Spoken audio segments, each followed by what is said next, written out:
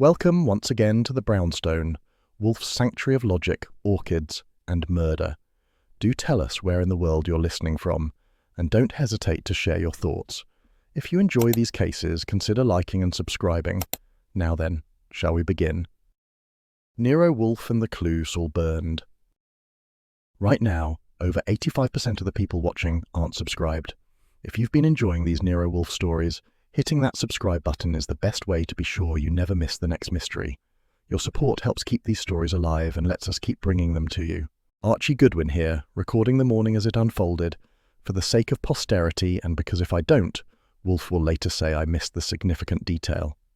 At 9 o'clock sharp, the house smelled of coffee, buttered toast, and a faint drift of orchid humidity coming down the stairs. Wolfe was in his room upstairs, propped in bed, tray across his lap, Fritz attending to the final scrape of jam across a piece of rye toast. Wolfe breakfasts in private, and Fritz never hurries him. It is part of the immutable brownstone calendar, more sacred than church bells. The front bell rang just as I was weighing whether to call a client back or wait until Wolfe's orchids had settled him into his usual temper. Fritz, being Swiss and loyal to procedure, did not stir from the kitchen. He never answered the door and never would. That job belonged to me, and I walked the hall with a touch of curiosity because calls at 9 sharp were usually salesmen or hopeful journalists. When I opened the door, the October light was clear but faint, the sun sliding between tall buildings like a watchman on patrol. Standing there was Saul Panzer, cap pulled low, shoulders hunched against the brisk air, and beside him a man who looked as though he had left his nerve back in his shop. Saul said nothing at first, only touched the brim of his flat cap, eyes steady as usual. The stranger shifted on his heels, thin fingers clutched around a folder bound with frayed string. "Morning, Archie," Saul said, voice low and even. "This one needs Wolfe. It's not the sort of thing he can buy an answer to across a counter." The stranger wet his lips, trying to summon courage, but I gave him the once-over before replying. His shoes were scuffed, soles worn to the left edge, and ink stained the tips of his fingers. His jacket was serviceable but thin, a printer's coat turned inside out to pass as streetwear. "Name?" I asked. "Philip Grew," he managed, voice tight. "I run Grew & Company print on 4th. Well, there's trouble. A ledger page is gone, and I don't know how." If there is one thing Saul Panzer is not, it's wasteful. He wouldn't escort a man up Lenox Avenue without reason. So I stepped aside. "You'll wait in the office till Wolfe comes down. If you've got more nerve once the eggs are gone, you can try speaking." We moved to Wolfe's office, where the morning light pooled across the rug, glinting on brass and wood. The yellow chair waited like a throne for its occupant, while the 2 red chairs sat opposite in patient expectation of the next poor devil to deposit his troubles. Fritz had placed the beer globe in its stand, polished till you could see yourself, though it wouldn't be needed till later. Saul removed his cap, resting it on his knee as he settled into a side chair. He was always a figure of understatement, clothes plain, demeanour steady, yet Wolfe trusted him more than any operative in New York. Grew, on the other hand, perched on the edge of the red chair, folder trembling slightly in his hands. "You look like a man expecting a summons," I remarked. "Relax. Wolfe won't descend till 11, unless Fritz miscounted eggs, which he doesn't. But you can talk to me, and I'll see if it merits disturbing him." Grew swallowed, then opened the folder. Inside were sheets of cream stock, marigold linen, fine grain, with ledger lines neatly ruled. Each page bore notations in a steady hand, except where a gap yawned. Numbers skipped as if a single page had been lifted clean. He tapped the space with one ink-stained finger. "That missing page was there last week," he said, voice breaking. "Now it's gone. It carried names, payments, orders, private orders, not meant for anyone outside my shop. 2 nights ago I received a note typed threatening me. It said unless I produced money, certain accounts would be exposed. And now, this." I leaned closer. The type on the note he produced showed uneven letters, the lowercase e sunken, as though the machine had tired of its duties. The paper carried a faint crease, and when I lifted it, I caught a whiff of lilac oil. I glanced at Saul. He met my eyes, expression unreadable, but I knew he had caught it too. "You've shown this to no one else?" I asked. "No," Grew said. "Only Mr. Panzer yesterday evening. He told me Wolfe might see the angle better than I could. I don't know how to fight men who threaten in the dark. My business is ink and paper, not this. The office ticked with the sound of the mantel clock. Outside, a horn sounded from Madison Avenue, the impatient bleat of a taxi. I weighed Gru's manner, not the bravado of a liar, but the thin desperation of a man cornered by his own trade. "Saul?" I asked. "He's telling it straight," Saul said. "I checked his place last night. Door locks weren't tampered, windows latched. Whoever took that page had access." Gru stiffened. "I keep my keys. My clerk left at 6. No one else stays." "Unless someone had reason to copy your work and make you carry the blame," Saul added calmly. The printer dropped his gaze. "That's what frightens me. A man I printed for, Talbot, hinted once he kept copies of every client's secrets. If the page fell into his hands, I'm finished." The name meant nothing yet, but the tremor in Gru's voice gave it weight. The floor creaked above, followed by the firm tread of Wolfe descending. At precisely 11 he emerged, broad and formal, robe cinched, expression unreadable but for the faint arch of an eyebrow at sight of strangers in his domain. He crossed to the yellow chair without a word, lowered himself, and adjusted the crease of his robe before speaking. "Archie," he said, voice sonorous, "explain why my office contains 3 souls when I expected none." I obliged in one sentence, compact as training demanded. Saul brought Philip Gru, printer, missing ledger page, blackmail note. Wolfe flicked his eyes at Gru. "Show me." Gru's hands fumbled as he passed the folder. Wolfe examined the gap in the ledger, then lifted the typed note delicately, nostrils flaring as if testing the scent. "Lilac," he said, "and the ribbon is aged. The typewriter has a lame E." He laid it down, fingers steepled. "Mr. Gru, blackmail thrives where secrecy has already taken root. You will tell me whose names were upon the missing page and whether they are worth a man's life. Archie, record them in order. Saul, remain available. The matter promises annoyance and perhaps amusement." Gru hesitated, lips pressed white. Finally he whispered, 3 names, Rafe Murdoch, Lila Durant, Harvey Lance. If that page appears, I am ruined." Wolfe closed his eyes a moment, as if tasting the air. Then he rang the bell pull for Fritz, who entered silently from the hall. "Beer," Wolfe said. "It is time to consider whether Mr. Gru's problem is an intrusion upon my comfort, or whether it offers a challenge sufficient to merit exertion." The beer arrived, glass chilled, foam high. Wolfe drank, set it down with precision, and fixed Gru with the look of a man weighing the value of an orchid bloom. The morning had begun, and the brownstone calendar would not be disturbed without cause. But from the way Wolfe's gaze lingered on the gap in the ledger, I knew Gru's trouble had already taken root. The stairs creaked under my shoes as I climbed to the 3rd floor of a walk-up on West 34th, where the smell of old ink and stale cigars drifted down the hall. Room 3B was at the far end, door half open, a single bulb inside throwing weak light over cracked plaster.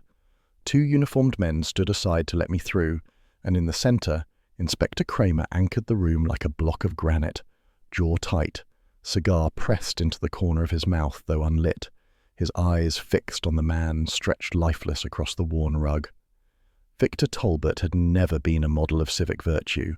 Now he was reduced to a heavy suit gone slack, eyes half shut, one arm crooked under him as if he had tried to shield his chest. The room held silence, broken only by the faint buzz of the light above.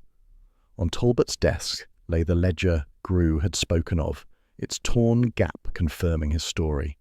The numbering stopped where a page had been ripped away, rough threads still clinging to the spine, and beneath it a blotter carried faint impressions left behind. Kramer shifted, turning as I stepped nearer. "Goodwin, keep your hands in your pockets unless I say otherwise. You're here because Wolfe will want a proper account, not because I'm short on manpower." "Generous of you," I said, eyeing the desk. Beside the ledger lay another threat note, its limp E matching the defect I had already seen in Gru's sample. The paper repeated the same menace, this time addressed directly to Lila Durant, singer at the Alabaster Club. One of the uniforms bent to adjust Talbot's coat. There was no blood on the floor, no stray cartridge or knife handle. His lips bore a faint discoloration, nothing dramatic. If poison had been in play, it was subtle. The window was closed, latch firm, street sounds muffled by heavy glass. Whoever came had left with precision, leaving as little trace as possible. Kramer barked to the men, "Check the hallway again. Every door, every lock. Nobody goes until we're sure." He turned back to me, jaw working against the cigar. "What do you see?" "A blackmailer who ran out of bargaining chips," I answered, keeping my voice steady. "Ledger's the bait, missing Page the hook. Threat letter ties him to Durant, but the killer's prints aren't on display." Kramer grunted. "Don't play clever. Wolfe will have his say, but I want facts. The ledger shows payments, coded. That missing sheet, whoever took it wanted names gone. Durant's on the letter, so she's in. But the others?" I leaned over the desk without touching. The blotter impressions, faint but legible if you caught the angle, carried a sequence of numbers and initials. They didn't match the remaining pages. Whoever had handled the ledger last pressed hard enough to leave shadows. "Talbot was careful," I said. "But someone more careful took what mattered. You'll need that blotter before it's smudged." Kramer motioned to a detective with a pad. "Photograph it, every angle. Then get the lab to pull up what's legible, and keep that ledger under seal." He turned on me again. "Tell Wolfe I'll want his head clear. I don't like this one. Too neat." I straightened, glancing once more at Talbot. His fingers were curled as if around a pen that wasn't there. No overturned chair, no sign of struggle. He'd either known his visitor or been taken by surprise with something faster than talk. On the sill rested a matchbook, red cover embossed with the Alabaster Club crest. I pointed it out. "Souvenir?" Kramer asked. "Or a reminder? Whoever he saw last night left it behind, unless Talbot himself had a taste for nightclub decor. Either way, it fixes a line." The inspector pocketed it, face unreadable. "That's enough for now. You'll file your report for Wolfe. If he has thoughts beyond the obvious, he can call me, though he'll probably make me come to him. I don't fancy wasting a day on orchids." He barked an order to clear the hall. The uniforms shuffled, voices low, boots heavy on the stairs. The bulb above flickered, catching the edge of Talbot's face, already slackening into the anonymity of the dead. I let my gaze linger on the torn space in the ledger, the hollow that would pull us all forward. When I stepped back into the hall, the city noise returned in fragments. Horns from the avenue, a vendor calling 2 blocks down, the scrape of a cartwheel on uneven pavement. It was clear, cool, with light that fell sharp across the brickwork outside. I took one last breath of the stale air from room 3B and closed the door behind me, already knowing Wolfe would want every word, every scent, every fraction of the picture set before him. By the time Bellevue had taken Talbot's body, the silence in room 3B had changed. Without the corpse, the space felt hollow, but the evidence remained like bones after a feast. Noon sunlight cut through the grimy window and caught the torn edge of the ledger still open on the desk. I leaned closer, careful not to touch, and noticed the fibres at the break were fresh, jagged, proof the page had been torn only hours before. The blotter beneath still carried faint indentations, numbers pressed hard enough to leave ghosts. Kramer chewed his cigar behind me, waiting, while I made a mental note. The killer had worked quickly, confident the details would pass unnoticed unless someone cared enough to look twice. As I left the room, I felt Kramer's eyes follow me. His distrust was steady as ever, but underneath it ran a grudging respect. He knew Wolfe would hear every detail, from the dust fringe on the ledger to the faint numbers etched into the blotter. And Wolfe, once supplied with order, would find the thread the killer had hoped to hide. The red leather chairs in Wolfe's office looked more crowded than usual, though Fritz had arranged the setting with his customary order. Wolfe remained in his yellow chair, motionless but for his eyes, which moved from face to face like lantern beams sweeping the night. I stood at the globe, leaning on it for balance, keeping the sequence straight in my head. Outside the windows, the late afternoon was bright and brittle, sun clear through crisp autumn air, but inside the room the air was heavier, scented with polish, orchids, and nerves. Lila Durant sat nearest the window, a splash of sequins dulled by daylight. She was slim, with eyes that searched the room as if the right expression might save her. She clutched a handkerchief, though her makeup was still intact. Wolfe regarded her once, then dropped his gaze to the note on the desk. "You received this," he said, his voice level. Her reply trembled but did not break. "It came 2 days ago. I tore it open in my dressing room before rehearsal. It said if I didn't pay, my private business would be sung from rooftops. I don't know who else saw it. I could have told her the typewriter told its own tale, but Wolfe preferred silence until he called for it. Rafe Murdoch shifted heavily in the next chair. He carried the look of a man accustomed to filling doorways, owner of the Alabaster Club where Lila sang. His suit was well pressed, his tie sober, yet his forehead shone under the lamp. Talbot printed lies as easy as handbills, Murdoch said, voice thick. I ran a clean house. If he had a page naming me, it was forged. Still, if patrons thought otherwise, I'd be finished. I feared exposure, yes, but I never put a hand on him. Indeed, Wolfe murmured, yet your club's insignia appears on a matchbook in his office. He let the sentence rest in the air, and Murdoch's hands tightened against his knees. Philip Grew sat straighter, as though hoping posture could preserve dignity. Ink stains still marked his fingers. He had not taken time to scrub them clean. His voice carried a faint rasp, product of long hours over printing presses.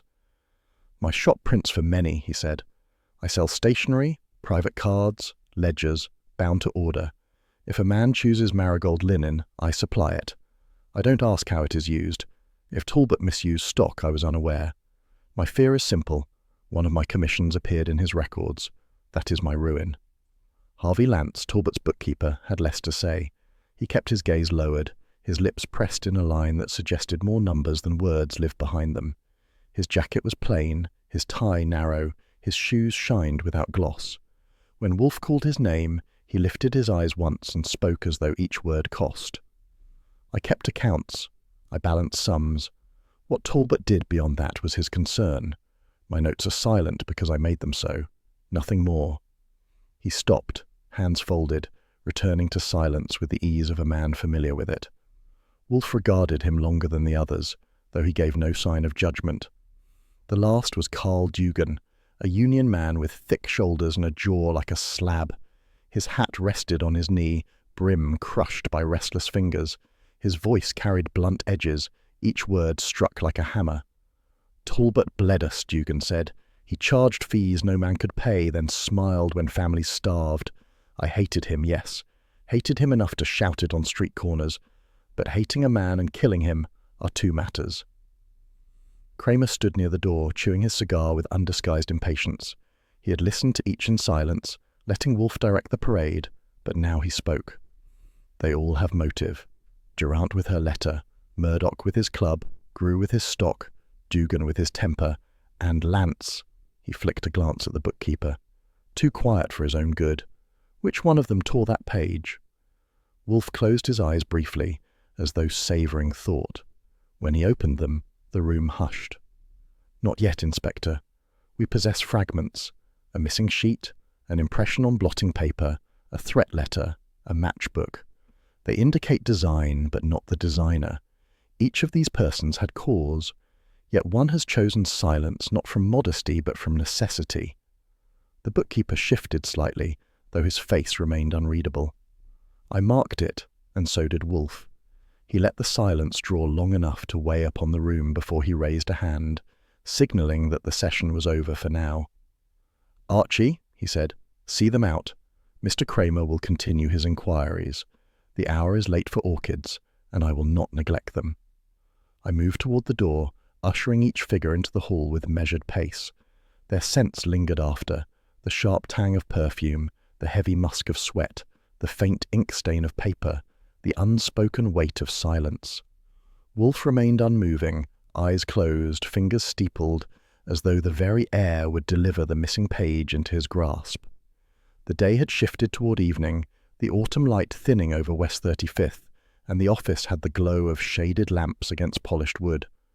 Wolfe sat in his chair, broad frame at ease, fingertips pressed together as though the world would wait upon his pause. I had returned with Saul, who carried his cap in hand and the expression of a man bringing news of substance. Fritz had already removed the tea tray, leaving only the faint aroma of lemon behind. The office was quiet except for the tick of the mantel clock, and the air felt close, as if it expected words to carry more weight than usual. Saul placed himself on the edge of a side chair, producing from his pocket a folded scrap of paper held between thumb and forefinger with unusual care. He did not set it down immediately, but looked at Wolfe. "From Talbot's wastebasket," he said. "It was folded small, pushed under other paper. I thought it worth saving." Wolfe lifted his chin, and I stepped forward to take it from Saul. The texture met my fingers first. Heavy stock, the kind stationers love to sell at premium. Marigold linen, cream shade, rough grain. I turned it carefully under the lamplight. One edge bore a smear of red sealing wax, rubbed flat as if pressed by accident. When I opened it, faint scent drifted up, unmistakable and sweet. Lilac oil, lingering though the paper was dry. "It smells," I said, "like a dressing table. Not the sort of thing Talbot handled himself." Wolfe extended a hand, and I placed the scrap upon his blotter. He bent over it without rising, eyes narrowing. "Wax, yes," he murmured. "Not common, not with envelopes of this type. And lilac is no ordinary perfume. Few use it now." Saul watched, cap rolling slowly between his palms. "I thought the wax odd. The scrap looks torn from heavier stock, not waste. Whoever discarded it wanted it gone." I caught myself frowning. The fold marks showed it had once been smaller, perhaps pocket-sized. A corner still held the faint impression of pencil figures, almost invisible. I bent closer, catching them only when the lamp caught the page from an angle. "There are marks," I said, "not letters. Could be numbers, too faint to read." Wolfe leaned back, tapping the air with one finger. "Archie, retain it in an envelope. No further handling. It will yield more when tested by heat." I moved to the cabinet for envelopes, sliding the scrap inside, while Saul sat back with the patience of a man used to Wolfe's economy of words. Yet his eyes showed satisfaction. He knew he had brought something that would earn its place. Before I sealed it, I turned the envelope to slide the scrap fully, and a second item brushed against my hand. It had slipped from Saul's other pocket without his notice. A taxi chit, thin card with the cab company's logo, edges creased. I caught the timestamp before tucking it into my notebook. 12:10 a.m., a fair discharge near 10th Avenue. I glanced at Saul. He saw the move but made no protest. "That was with the scrap," he admitted, "in the same basket. It looked ordinary, so I left it for you to decide." Kramer's name hadn't been spoken, but I knew he would demand it once he heard. Still, Wolfe preferred first look. The inspector would chew his cigar and claim we tampered, but he always came for answers nonetheless. Wolfe settled his bulk deeper into the chair, eyelids lowering. A scrap bearing wax, the scent of lilac, numbers faintly pressed, and a cab chit near midnight. These are not discards. They are traces of design. The question, Archie, is whether Talbot kept them or another left them behind. Fritz entered silently with Wolfe's beer, the glass frosted, the foam white. He set it down without comment and withdrew. Wolfe lifted it, drank slowly, and replaced it with the precision of ritual. Then he turned his gaze to Saul. "You have served," Wolfe said. "The paper and the chit will remain. Return tomorrow, if you please, to assist Archie with tracing Marigold Linen's sale in this city." Saul nodded once, rose, and replaced his cap. "I'll see to it. Good evening, Mr. Wolfe." When the door closed behind him, Wolfe closed his eyes and pressed his fingers together again. I leaned on the desk, thinking of the scent. Lilac clung stubbornly, delicate yet insistent, like a whisper that wouldn't leave. Someone had touched that paper not long before Talbot died. Someone careless enough or confident enough to leave wax and fragrance as a signature. And the cab chit fixed the hour. A man arrived or departed near midnight, and he had not wanted it known. Wolfe's voice came, low but distinct. "Archie, see that the chit is kept with the scrap. These are the bones of the matter. Flesh will follow." The mantel clock struck 6, its chime subdued in the heavy air. Outside, the clear evening deepened, but inside Wolfe's office the case had acquired its first true weight. A folded scrap that carried scent, wax and figures, and a card that told of movement at 12:10 a.m. The rest waited beyond, but the shape of the hunt had begun to show. The evening was clear, the streets alive with their usual chorus of horns, shoe leather, and the occasional cry from a newsboy. Wolfe had sent me out with instructions as neat as his diction: time the routes, test the witnesses, and return with facts that could be trusted. His yellow chair would not leave the brownstone, so my legs did the moving. I stepped off the curb near Madison and raised a hand for a cab, watch set against my pulse. The ride from the Alabaster Club to Talbot's office took 11 minutes in traffic, 12 if the lights held red. I repeated the run twice, once toward the club, once back, and wrote the figures clean in my notebook. Midnight made the avenue lighter on cars, so the path shortened by 2 minutes. It meant anyone leaving the club near 11:30 could have reached Talbot's office by 11:45 without breathing hard. The chit Saul had found, stamped 12:10 a.m., sat in my pocket like a finger pointing down a dark street. I asked the driver who took me north if the company kept records by number. He tapped his dashboard. Every fare's got a chit. That stamp means we cleared a man off at 10th. Little after 12, he paid cash. The driver couldn't say more, but he gave me the address of the garage, and I made a note to see if the records matched the scrap. The Alabaster Club opened its doors early for rehearsals. By the time I stepped through, the lights were low, but a cashier sat behind the cage, hands busy with rolls of coins. She wore her hair in tight curls, her lipstick precise as ledger lines. When I asked about Lila Durant, her eyes lifted, cautious but willing. Miss Durant left just after 11 that night, she said. She had her wrap on, spoke to Mr. Murdoch near the stage and walked out to the avenue. I remember because the till needed change, and she waved though she didn't stop. I asked if anyone followed her. The cashier shook her head. Not that I saw, but Mr. Murdoch went upstairs 10 minutes later. I keep my eyes on the money, not the door. She smiled without warmth and returned to her coins. From the club I walked down 2 blocks to where the warehouses stood, brick hulks with loading docks yawning like empty mouths. At Harriman & Sons Paper, the clerk behind the counter smelled of dust and ink. He wore a green visor, his sleeves rolled, and greeted me with a nod that suggested I wasn't the first to ask questions that week. "Marigold linen," he said when I brought it up. "We sell plenty, but Philip Grew was in here last Thursday.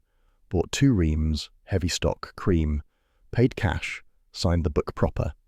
He lifted a thick ledger from under the counter, flipping to the page with Grew's neat signature. The date matched. "Regular buyer?" I asked. "Often enough. He takes paper for printing houses, custom orders, never cause trouble."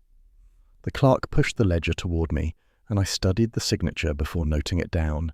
It tied Grew's name to the stock, but not to Talbot's desk. Wolfe would file that under possible, not proven, and send me back for more. I left the warehouse with the smell of pulp in my nostrils and the sound of carts in the street, horse hooves clipping against cobbles that had not yet been torn up for asphalt. Harvey Lance was harder. He worked his office like a man who never left it, and when I found him at the narrow room he rented off 20th, his lamp already burned, his desk covered in columns of figures. He looked up once, pencil steady in hand, and said, "I left at 10 sharp. I lock my books by habit. Ask the watchman. He sees me out each night." I asked where he went. "Home," he said. "A man who balances accounts all day seeks no diversion. I eat, I sleep, I return." His voice was flat, his eyes back on the paper before him. He offered nothing further, and I knew pressing him then would yield little but irritation. On my way back, I tested the time again. From Lance's office to Talbot's took 15 minutes on foot, shorter by cab. His claim of leaving at 10 placed him home by 1:30, long before midnight, if he spoke true. Yet the stillness in his tone suggested less certainty than calculation. By the time I reached the brownstone, the night was settled, sky sharp with stars, sidewalks clear. Fritz let me in without a word, though his glance registered the dust on my cuffs. He disappeared to the kitchen, leaving me to cross into Wolfe's office where the lamp still burned, and Wolfe still sat, massive, composed, a book open on his lap. He looked up once, then closed it with deliberate care. "Well?" he asked. I laid my notebook on the desk. "The club to the office runs 11 minutes by cab, 9 at midnight. The chit puts someone at 10th just after 12. The cashier says Durant left just after 11.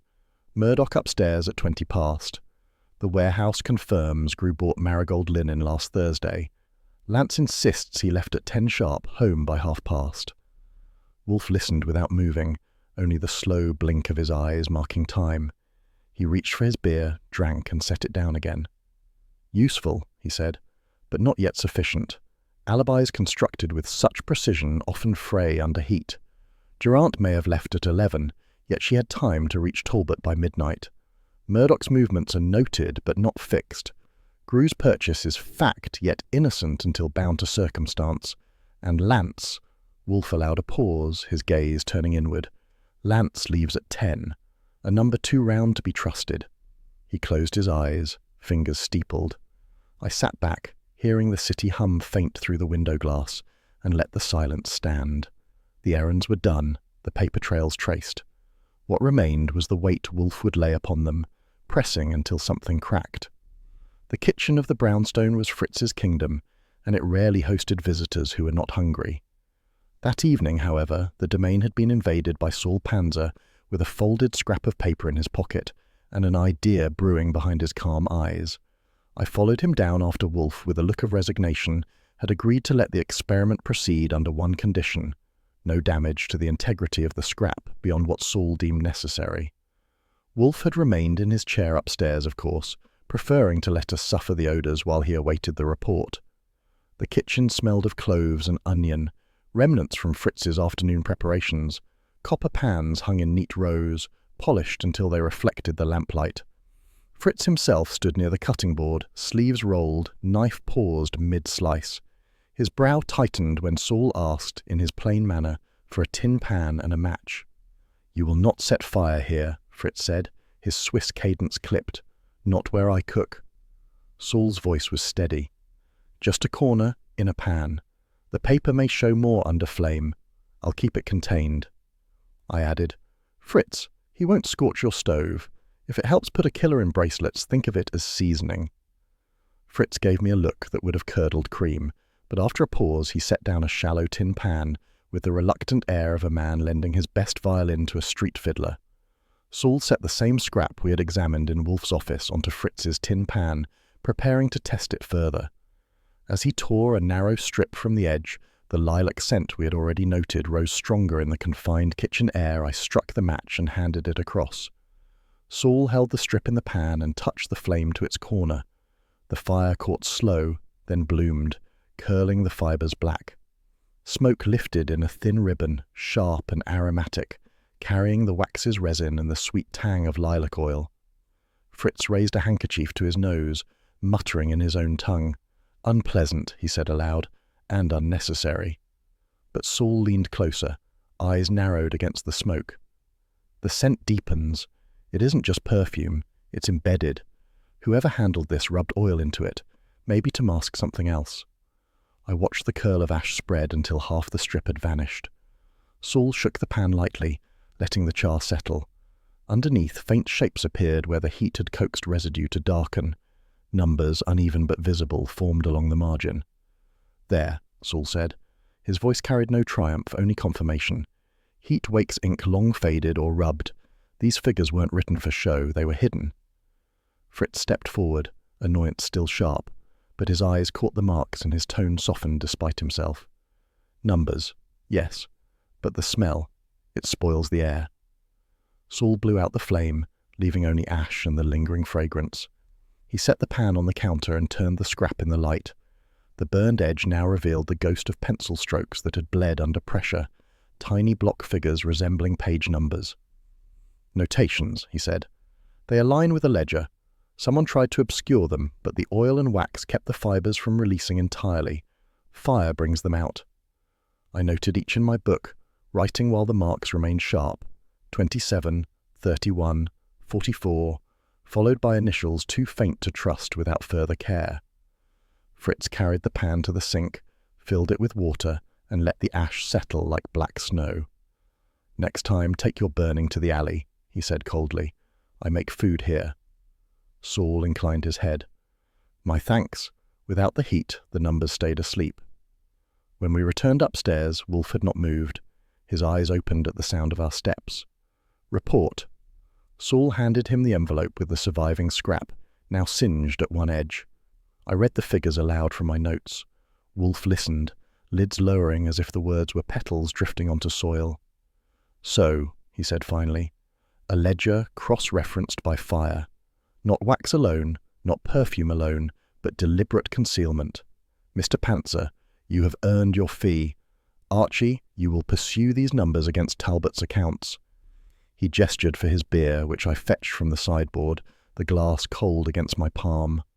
Wolfe drank, then set it down with precise care. The page is gone, but its shadow remains. Murderers forget that paper remembers even in silence. Fritz entered at that moment with a tray, setting it on the side table more firmly than usual. "The kitchen is fouled," he said. "I will have to boil vinegar to cleanse it." Wolfe inclined his head once, accepting the rebuke with the same serenity he gave orchids. Saul replaced his cap, silent as ever, while I closed my notebook. The office smelled faintly of lilac still, carried up in our clothes, and it clung like a reminder that the scrap had been touched not by chance but by deliberate, scented hands. The office was close with evening warmth, the lamps throwing gold upon dark wood, and the faint scent of lilac still clung to the scrap Saul had singed in Fritz's kitchen. Wolfe had ordered the windows left closed, claiming a draught disturbed him more than smoke. I sat at his desk with the folded paper, the edges darkened, and a small brass warming plate brought from the pantry resting beside me. Fritz had surrendered it with visible reluctance, muttering about ruined equipment, but Wolfe had simply lifted a hand and silenced further protest. The mantel clock ticked to 7:30 as I leaned closer to the plate. The heat rose gently, and with patience the fibres gave up their secret. Faint block figures surfaced like ghostly shapes in fog. They had not been written in ink but pressed with graphite or carbon, too light to remain without coaxing. Now, under warmth, they appeared, 27, 31, 44, set in steady lines across the margin. I called them out while I copied, Wolfe's eyes half closed as if the numbers were already arranging themselves into order within his head. "Page numbers," he said at length. His tone had no inflection, but it carried weight. "Talbot's ledger runs into the 50s. Those are references." I pulled the ledger closer, careful of its torn edge. Turning the stiff pages, I found 27. The entry was marked RM, a payment listed without detail. Page 31 held HL, written with Talbot's small hand, precise and deliberate. Page 44 contained PG. Each bore round sums, clean, 2 even for honest accounts. "Rafe Murdoch, Harvey Lance, Philip Grew," I said quietly. "Yes." Wolfe opened his eyes. "The scrap identifies 3 by initial, 3 bound to motive. Not proof, not yet, but motive in its raw form." I jotted the details, the lamplight catching on the ink. Wolfe lifted his glass, drank, and let the silence hang until the only sound was the distant city through the window, muffled by heavy curtains. The ledger, the scrap, the chit, all sat before him in orderly sequence. Evidence now gathered, placed like exhibits in a courtroom no jury had yet entered. Fritz appeared at the door with the tray for dinner, expression still clouded by memory of smoke in his kitchen. "The odour remains," he said, setting down the plates. "It offends the food." Wolfe inclined his head. "The inconvenience is noted." He turned back to me. "Archie, you will confirm whether Murdoch, Lance and Grew had knowledge of these sums. Their explanations will be fabrications, but their nature will instruct." I tapped the pencil on the blotter. "Durant's name isn't here, yet she had the threat letter." "She received it, but the ledger omits her," Wolfe answered. "Talbot withheld her page, intending to use it differently. That makes her presence in his office less certain, though her danger no less." The paper on the warming plate gave up no further figures, its secrets spent. I slipped it back into its envelope and sealed it flat. Wolfe gestured for the plate to be removed, and Fritz carried it off with disdain. The faint lilac clung still, more insistent with the warmth, and I wondered whose hands had pressed perfume into paper so deliberately. Kramer had not been summoned yet, though I knew he would appear soon enough, barking questions and grinding his cigar. Wolfe would offer him fragments, never whole cloth, until he chose the moment. For now the desk bore everything that mattered: the burned scrap, the ledger with its torn gap, the typed letter, and the chit timed to 12:10. All key evidence rested in one place, waiting for Wolfe to weave the strands. "Proof is absent," Wolfe said, closing his eyes again, "but design is clear. We proceed not by conjecture, but by arranging motive against time. And time, Archie, is the one element men cannot falsify for long."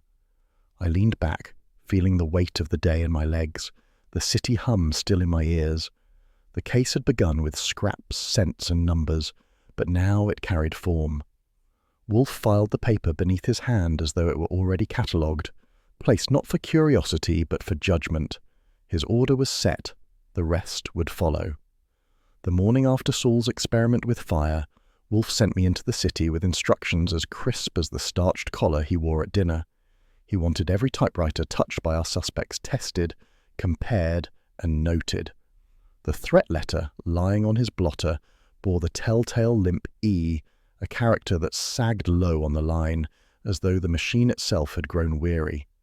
Wolfe insisted no supposition would stand until matched against cold iron teeth. The Alabaster Club was my first call. I found its office upstairs, away from the dim-lit stage where chairs were being stacked after rehearsal.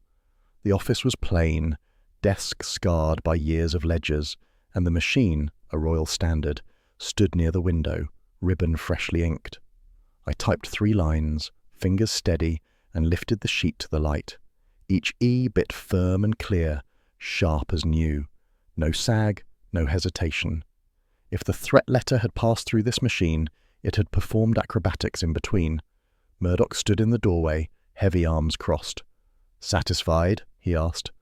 "More than you think," I said, tucking the sheet into my notebook. His eyes narrowed, but he let me leave without another word. Outside, the avenue carried the buzz of noon traffic, horns clipped and quick. I hailed a cab and made for Fourth, where Grew's print shop rattled with the hum of presses. Inside, ink and paper mingled in the air, presses clattered in rhythm, and the man himself stood behind the counter, coat dusted with fibres. When I asked for his typewriter, he hesitated only long enough to wipe his hands on a rag. "It's not for clients," he said. "We use it for invoices, notes." The machine was a battered Underwood, keys polished by years of strikes. I rolled in a sheet and typed with the same phrase from the threat letter. The result spoke clearly. The E slumped weak, failing to rise above the line, while the T showed a nick at its top, a tiny break like a tooth chipped. I held the paper to the light, marking the defects. "You keep it serviced?" I asked. Grew shook his head. "I repair presses, not type bars. It works enough for our purpose." His face carried the strain of a man caught between defence and confession, though his words held steady. I left with the page folded, the noise of presses following me onto the street. The evidence tied Grew's shop closer, but the match was not complete. Wolfe would want more than one shared defect before he stirred himself. By mid-afternoon, I walked into the office where Harvey Lance sat over his columns. His typewriter rested on the corner, carriage worn smooth, ribbon frayed. He looked up briefly, gave permission with a small wave, and returned to his numbers as though the act had no consequence. I typed again, steady strokes, and compared the sheet against the threat letter. The E limped just as before, tired and bent, but here, too, the T bore the nick. Both flaws married in one machine, identical in shape, identical in fault. Lance looked up at my silence. "Is something wrong with it?" he asked. "You could say that," I replied, sliding the page into my folder. His face betrayed nothing, lips set, pencil tapping once against his ledger. He knew, or he guessed, what I had seen. His silence grew heavier, as though words would only sink him further. By the time I returned to the brownstone, evening had come, the city glowing under electric lamps. Fritz admitted me with his usual brevity and retreated to the kitchen. Wolfe sat in his chair, orchids already tended for the day, his glass of beer untouched on the table beside him. "Well?" he asked. I laid the sheets on his desk in sequence. "Murdoch's machine is clean. Grew's has a weak E and a chipped T. Lance's has both in the same measure. The threat letter's defects match his exactly." Wolfe lifted each page in turn, his eyes travelling over the characters as though they were petals under magnification. He set them down without expression, then reached for his beer. "Interesting," he said. "Machines betray their masters as readily as ink betrays thought. Grew's flaw links him in possibility. Lance's flaw links him in certainty." I watched him drink, the foam marking the glass. "That still leaves proof," I said. "Yes," Wolfe answered. "But proof is assembled, not bestowed. The machine places Lance within the design. Motive, means, and opportunity must now be set in their places. Then we shall see who crumbles." The mantel clock chimed the hour, the sound deep in the stillness. The sheets lay upon the desk, silent witnesses. The limp E and the broken T had spoken, and their echo filled the room with promise of what was yet to come. The cab company garage sat on 11th Avenue, a squat brick building with wide doors that smelled of grease and rubber. Inside, the air was heavy with gasoline and the clang of tools. A man in coveralls stood at a ledger on a high counter, pencil behind his ear. When I produced the chit from my pocket, stamped 12:10 a.m., his eyes narrowed with recognition. "That's ours," he said, turning to a drawer of files. He produced a card, edges worn with grease. Driver O'Hara. He cleared a fare at 12th and 34th, 12:10 sharp. Paid cash, single passenger, male, dark coat, hat pulled low. O'Hara said the fellow told him to stop on the corner, not in front of any building. "Anything else now?" I asked. He said the man checked his watch twice during the ride. Tense type, didn't talk, just out of the club district, headed toward that row of offices where Talbot had his den. I slipped the card into my notebook. The timeline had a spine now. Whoever had left the club after closing had made that cab ride, and the chit fixed him in place near Talbot's office at 12:10. The corner was only half a block from room 3B. From the garage I walked east, the night air crisp, neon signs flickering above. The Alabaster Club loomed at the avenue, its doors guarded by a bored doorman. Inside, rehearsal was done, the bar quiet, but staff lingered. I asked to see the office again, and Murdoch himself appeared, his bulk filling the hallway. "You again," he said, voice edged. "I like your company," I told him. "Show me the back door." He frowned but led me down a narrow corridor, the walls lined with photographs of singers. At the end, a steel door waited, paint scuffed, lock scarred from use. Above the frame on a nail hung a brass key, dull with age. "Why display it?" I asked. Murdoch shrugged. "Staff know it's here. No outsider comes back. Doors for deliveries, trash stepping out quick. That key hasn't left the nail in months." I studied it without touching. The nail was shiny at the curve, as though the key had been lifted and replaced often. "Who closes the club at night?" "Me, or my barbacks," Murdoch said. "But I keep the front key. Backs for convenience, only my boys use it."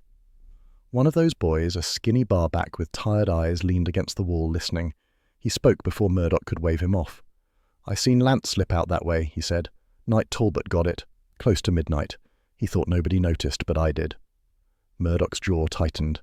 "You'll watch your tongue," he told the boy. But the words were out, and I marked them fast. The back door, the cab at 12:10, and Lance stepping into the night. The picture fit too well. I left Murdoch fuming, the barback shrinking back to his post, and stepped into the avenue glow. I walked the route from the club's rear to the cab stand. 4 minutes at a brisk pace, add a wait of 2, maybe 3, and Lance could have been in O'Hara's cab before the chit was stamped. By 12:10, he'd be half a block from Talbot's building. When I returned to the brownstone, the office lights burned steady, Wolfe in his chair, Fritz clearing away dinner plates. Wolfe raised his eyes as I laid my notes on the desk. "The chit places a man at Talbot's corner at 12:10, I said. "Backdoor key hangs in plain sight. Staff swear only insiders use it. Murdoch deflects. But a barback says Lance slipped out near midnight. The path runs straight. Club rear to cab stand in 4 minutes, cab chit at 12:10, Talbot dead by 1:30. Wolfe's lids lowered, his head tilting slightly. "So, Lance arranges figures by day and by night arranges death. The key, the cab, the timeline, they do not prove, but they enclose. Our net tightens." He reached for his beer, glass beaded with condensation, and drank. "Archie, prepare to present this to Kramer. He will rage, but rage is his form of respect. Mr. Lance must be pressed, and pressed at once." The mantel clock chimed 8, the sound rolling through the room like a gavel. On Wolfe's desk lay the chit, the scrap, the ledger. Each piece now spoke, and together they narrowed the field to one quiet man who had thought silence stronger than evidence. The office held its usual gravity, walls lined with books and the yellow chair commanding the centre. Wolfe sat massive and composed, orchids finished for the day, his glass of beer sweating quietly on the stand. On his desk lay Talbot's ledger, pages squared beneath a paperweight. The torn gap yawned like a missing tooth, but enough remained to show the habits of its keeper. I stood at the corner, notebook ready, while Harvey Lance occupied one of the red chairs. He sat with shoulders squared, hands calm on his lap, face unreadable, eyes lowered toward the carpet. His silence was not nervous but deliberate, as if the fewer words he used, the less he surrendered. Wolfe tapped the open ledger once with a thick finger. "These entries," he said, voice even, "appear at regular intervals. 3 payments, all in round sums, all to RM. Each is large, each is unaccompanied by notation. Mr. Goodwin, read them." I lifted my notebook. 500, page 27. 700, page 31. 600, page 44. No detail beyond initials. Wolfe leaned back, eyes closed. "Round figures offend me. They are the refuge of convenience, not commerce. No man pays in such amounts month by month without purpose. Arithmetic tells us Talbot skimmed, or permitted skim, and that the skim passed through Mr. Lance's hands." Lance raised his head slowly. His expression did not change, but his lips moved. I recorded what I was told. The sums were given me to enter. I questioned nothing. Kramer, standing by the door with cigar clenched unlit in his teeth, growled low. "That's a fine excuse.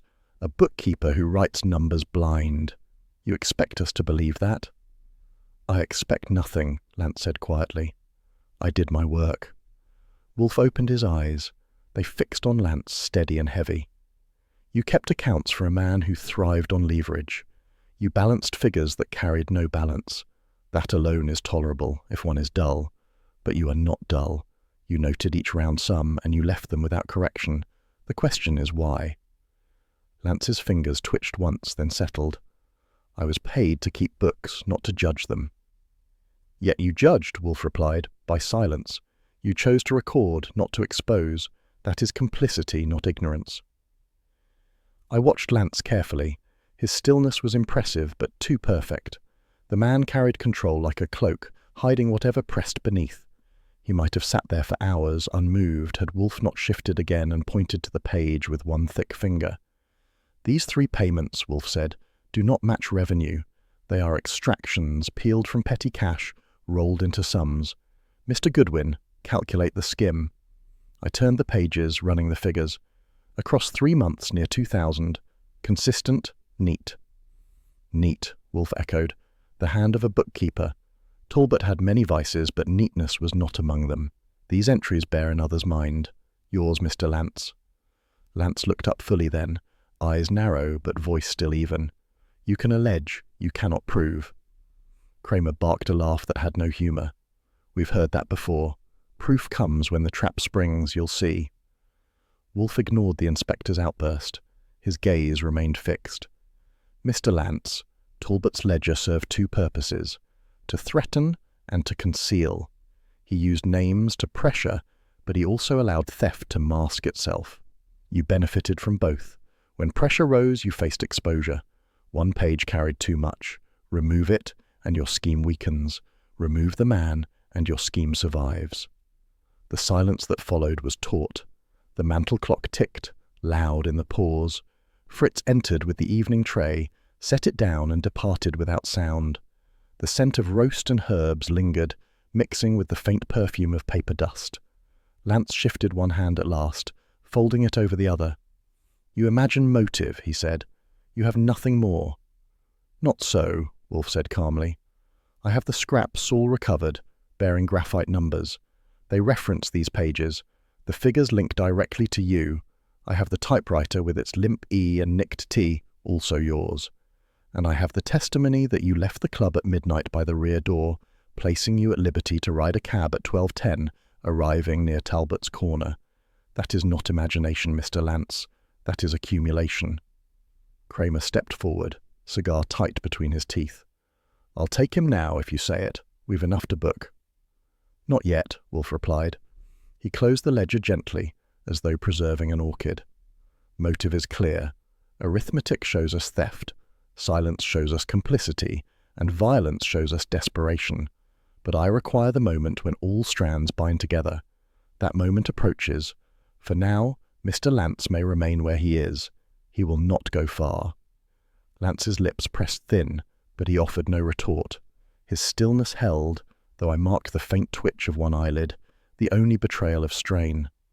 He had balanced columns too long to crumble under first pressure, but Wolfe had placed him squarely in the frame. I closed my notebook and looked toward the desk where the ledger rested now as both witness and weapon. The round sums gleamed on the page, simple, innocent to any eye that skimmed, damning to any mind that measured. Wolfe leaned back, lifted his glass, and drank. His eyes closed again, the gesture final. "Archie," he said, "record the arithmetic. Each sum, each interval. Place them in order. When Kramer presses tomorrow, he will require numbers, not rhetoric." I sat at the desk, pen scratching as the figures lined across the page. Behind me, Kramer muttered low, but he did not argue. Even he saw the shape forming. The quiet man in the red chair had wrapped himself in silence, but the ledger had spoken in numbers that did not lie. When I finished, Wolfe's hand rested on the blotter, fingers spread wide. "So," he said softly, "we have motive, means, and arithmetic. Proof will follow. It always does." The office returned to silence save for the clock, steady as fate. The office was thick with lamplight, curtains drawn against the city, air still except for the faint scratch of my pencil as I logged the figures Wolfe dictated.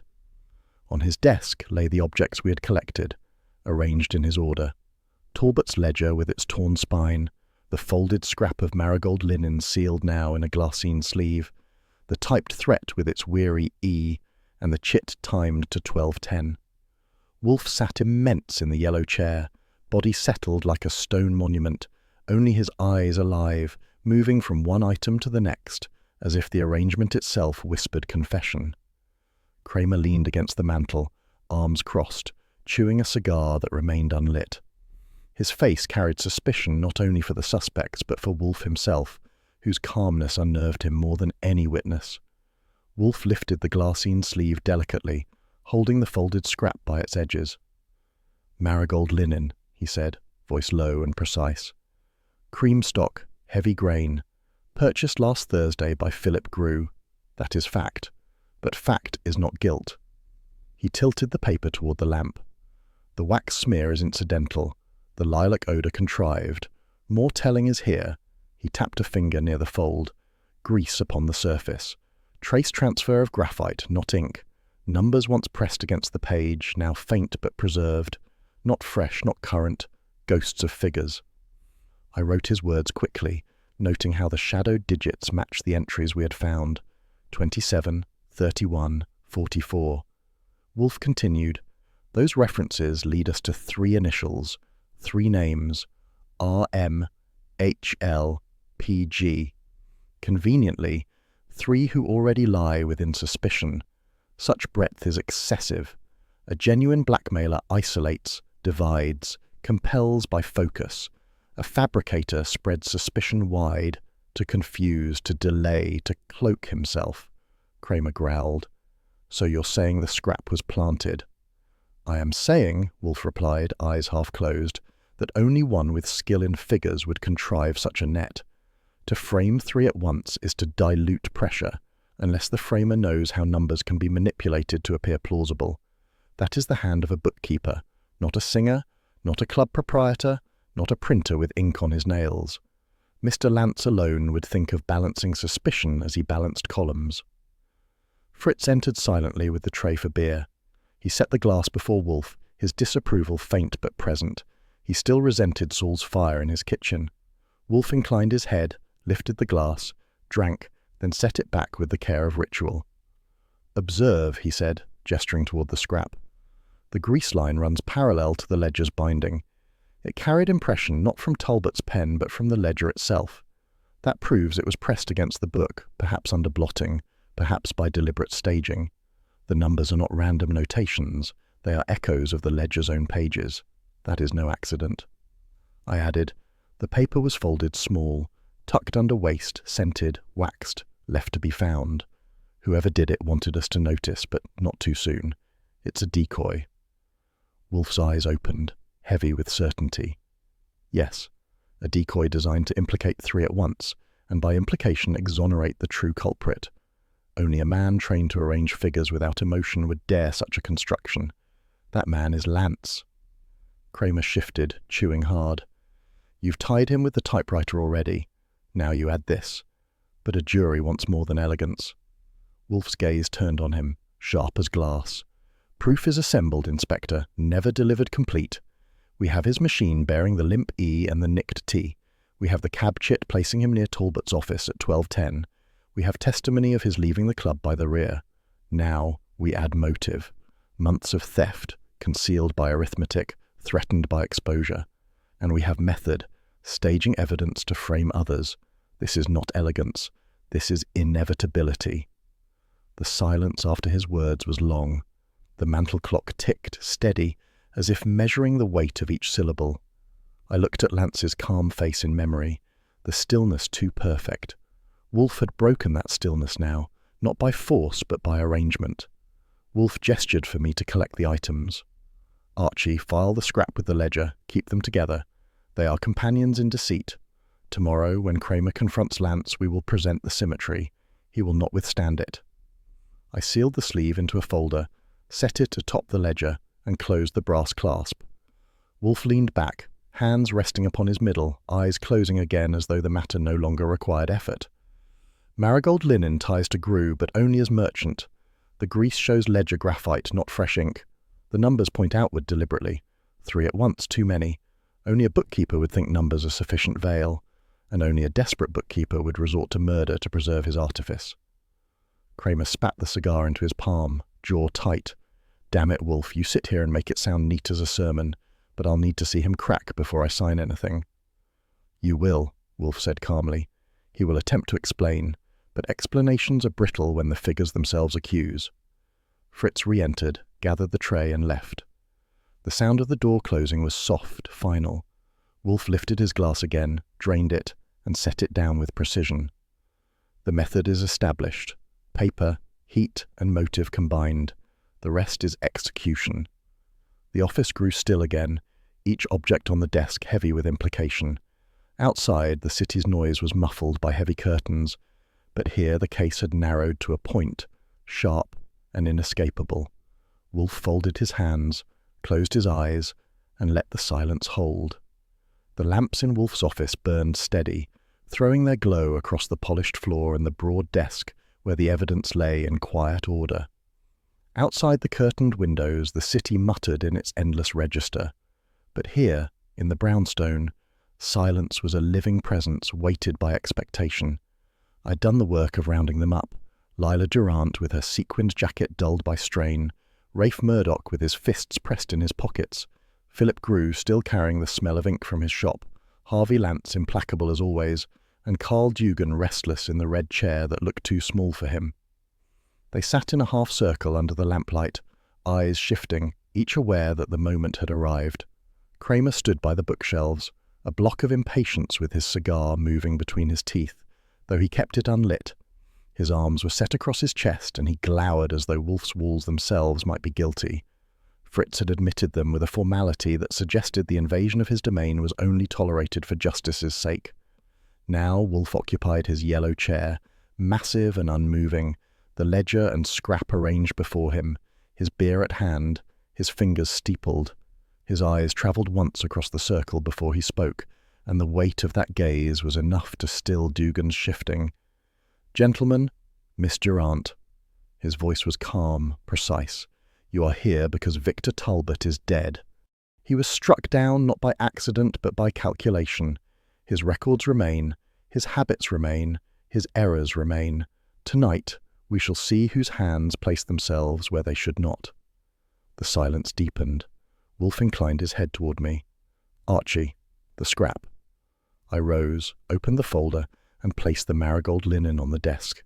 The faint scent of lilac still lingered from Saul's experiment, sweet and insistent. Wolfe touched the sleeve with one finger. "This paper," he said, "was folded, scented, and marked by wax. It carried faint graphite transfer, not fresh ink.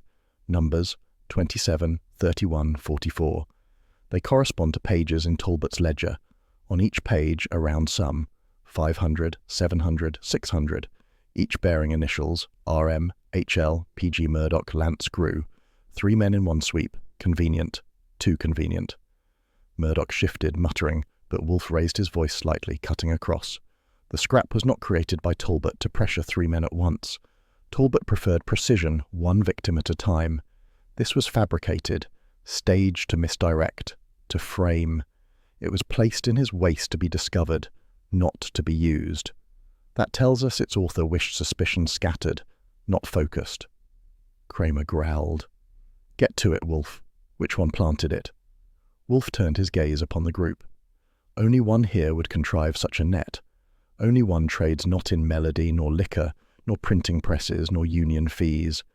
Only one works daily in figures, balancing columns, erasing inconvenient sums. The bookkeeper. All eyes shifted to Lance. He sat still, eyes downcast, but his hand moved once against his knee. Wolfe's voice pressed on, unhurried. "Consider, Philip Grew sold the stock. That is fact. But selling paper is not guilt. The graphite transfer matches Talbot's ledger, not Grew's invoices.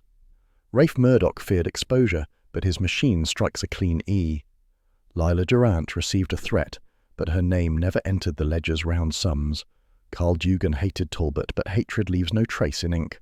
Only Harvey Lance had the numbers, the access, the calm hand to write what was never earned and hide it behind round figures." Kramer shifted, biting his cigar so hard the wrapper split.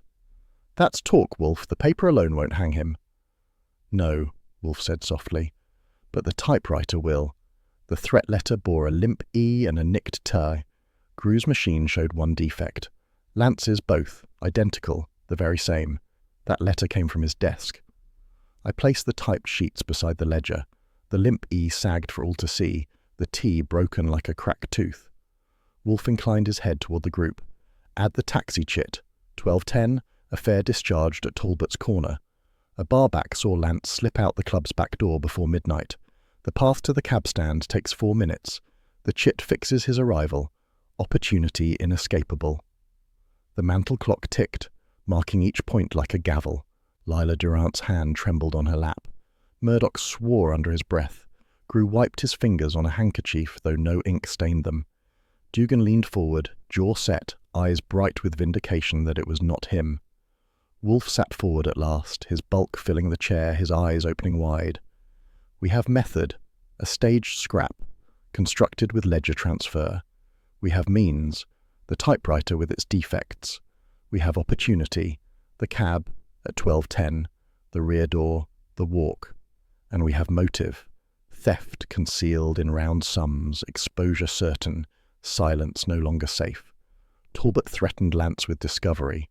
Lance answered with erasure. He tore the page, he framed others, and he killed. For a moment the room held stillness so sharp it seemed no one breathed. Then Kramer stepped forward, voice harsh. "Well, Lance, you going to sit there quiet now?" All eyes fixed upon him.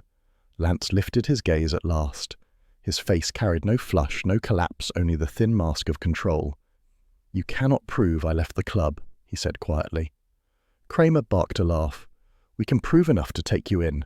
Wolfe just gave me the map. You'll find the rest waiting when the lab's done with that scrap." Wolfe leaned back, eyes closing, hands folded upon his vast middle. "The final step remains, Inspector. Proof by confession or contradiction. Mr. Lance will provide it under your pressure. I have shown where the gap lies. You may fill it." The room stirred. Lila Durant let out a breath that shook her shoulders. Murdoch muttered an oath. Grew looked relieved but not safe. Dugan smacked his hand once against his knee. Kramer's jaw worked as he pulled out his notebook, already writing. I moved to clear the evidence, sliding the ledger and scrap back into their folders. Wolfe raised one hand, still with eyes closed. "Leave them, Archie. They have spoken enough tonight." The circle of red chairs emptied slowly, each suspect rising with weight of thought. Fritz appeared in the doorway, ready to usher them out. Kramer stayed behind, pacing once before the desk.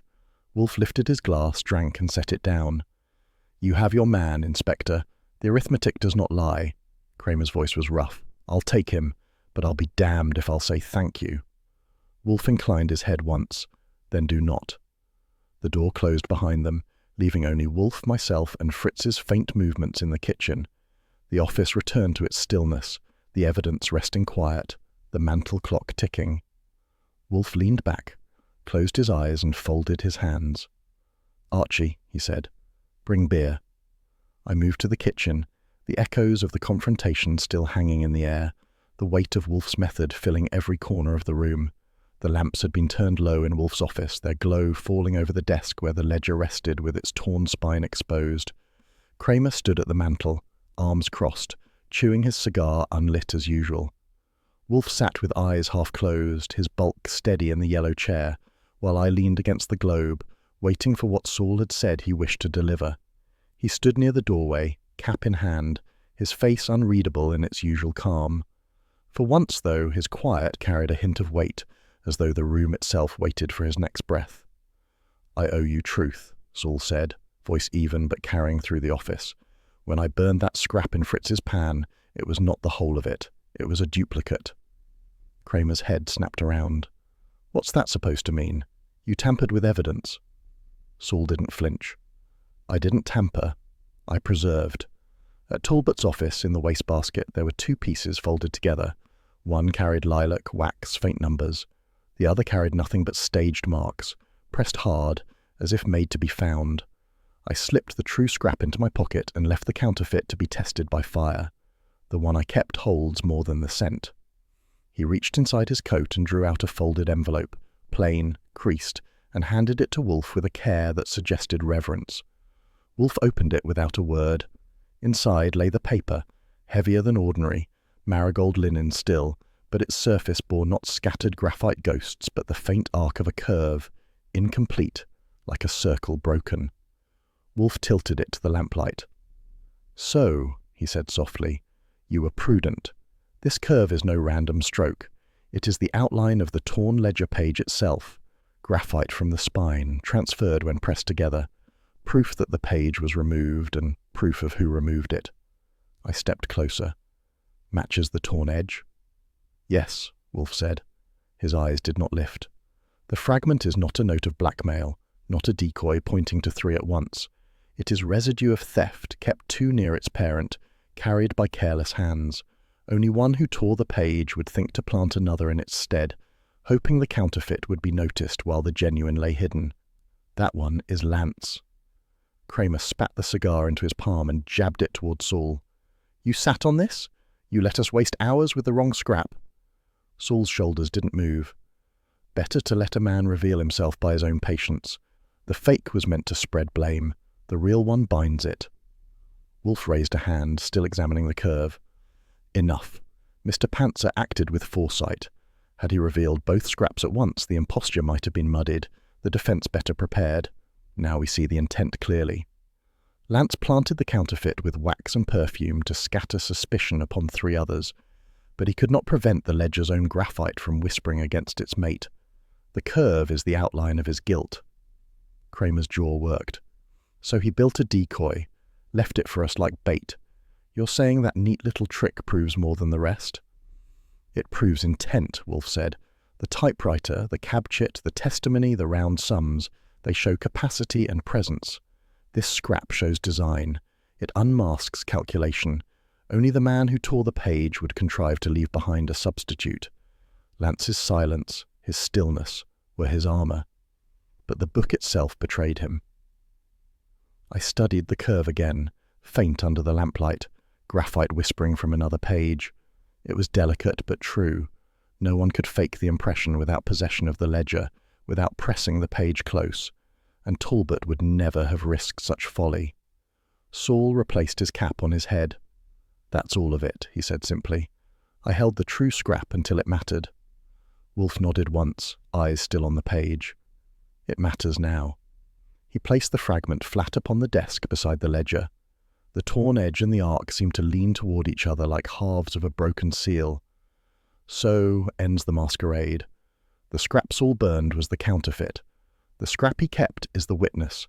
Lance planted a decoy, but his own figures ensnared him." The office held silence again, except for the mantel clock counting the seconds, steady and relentless. Kramer pulled his notebook from his coat, chewing the words before he spoke them. "I'll take him tonight. He won't talk easy, but with this," he jerked his head toward the scrap, "we'll break him." Wolfe closed his eyes, hands folded upon his vast middle, his voice calm as ever. "You will, Inspector, and you will not thank me. That is unnecessary. Kramer grunted, pocketed his book, and turned toward the door. Saul slipped out behind him, his tread light, already fading. The office returned to stillness, the scrap lying quiet, the ledger closed beside it. Wolfe reached for his beer, lifted it, drank, and replaced it with slow precision. "Archie," he said, "see to it that the scrap is sealed. It has earned its rest." I gathered it carefully, the faint graphite curve still visible under the lamp, proof that even silence leaves a trace when pressed too close.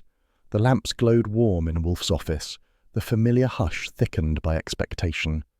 Outside, Manhattan's hum carried faintly through the curtained windows, taxis shifting gears, horns clipped and sharp, voices spilling from corner stands, all of it softened into a background chorus that never reached this sanctum.